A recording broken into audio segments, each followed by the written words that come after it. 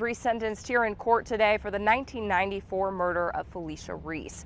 Boot had to be resentenced because of a Supreme Court ruling that determined juveniles could not be sentenced to life without the possibility of parole.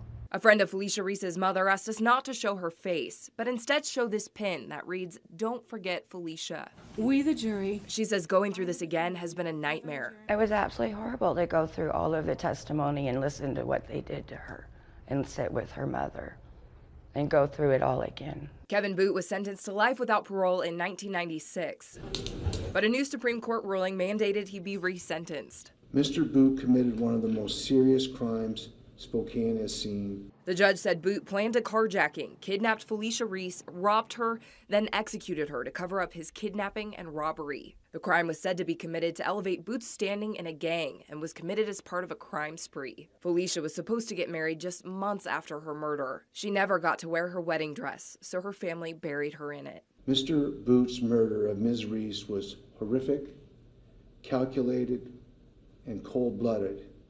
It was, in fact, a premeditated execution. The judge said it was with a heavy heart that he handed down today's new sentence. Because of the law, he said he felt like he could not resentence Boot to life without the possibility of parole. I find you should be sentenced to a minimum term of 50 years,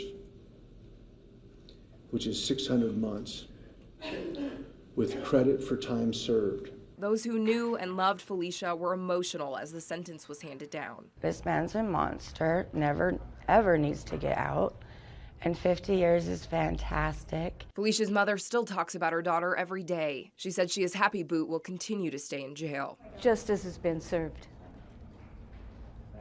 and I'm very happy of the results.